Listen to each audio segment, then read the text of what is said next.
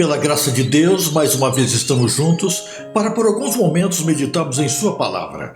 Que nesse dia as bênçãos preciosas do nosso Pai Celeste sejam derramadas sem medida sobre todos aqueles cujo coração está aberto para ouvir e praticar a vontade de Jesus. O nosso texto para a reflexão deste dia está no Evangelho de Mateus, no capítulo 18, nos versos 15 a 17. Lá está escrito assim: se teu irmão pecar contra ti, vai arguí-lo entre ti e ele só. E se te ouvir, ganhaste a teu irmão.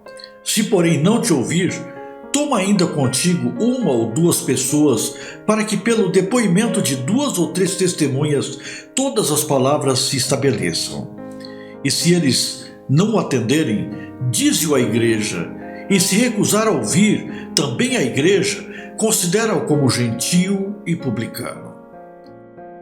Quanta angústia se poderia evitar se os membros da igreja seguissem esse conselho apresentado por Jesus. Com muita frequência, o que acontece é que indivíduos cujos egos exageradamente sensíveis pensam que foram ofendidos começam a disparar na direção de quem quer que lhes dê ouvidos. Uma possível reconciliação transforma-se em mexerico e, eventualmente, em maus sentimentos. Em consideração pelos nossos sentimentos e pelos nossos egos, maltratamos outros egos, a quem podemos ter ou não ter sequer compreendido. Jesus não poderia ter dito de maneira mais clara: não tornemos público problemas pessoais, mas procuremos a pessoa em privado e mantenhamos o assunto do modo mais privado possível. Não ajuda a levar o pecado para campo aberto, se pudermos resolver o problema em privado. E depois, uma vez mais, em muitos casos, estamos lidando com mal-entendidos em vez de com pecado ou com uma verdadeira ofensa.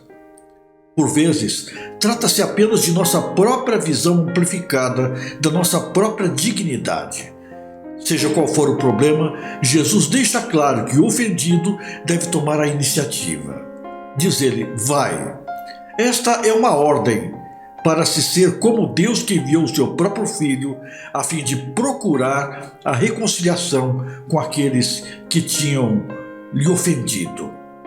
Se o encontro pessoal não resolver o problema, convidem um par de outros crentes idôneos para uma análise a fim de proporcionarem alguma objetividade.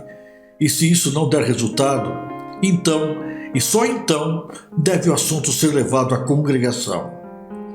Na verdade, isto é graça. Graça cristã colocada em prática. Que Deus nos ajude a sermos bondosos com os outros, como gostaríamos que fossem conosco. Vamos orar?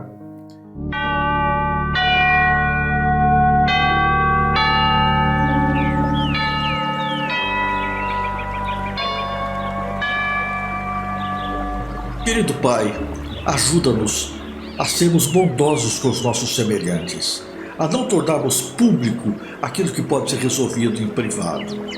Ajuda-nos, Senhor, a tratarmos os nossos irmãos com sensibilidade, com amor, com misericórdia e com graça, como o Senhor nos trata a todos nós.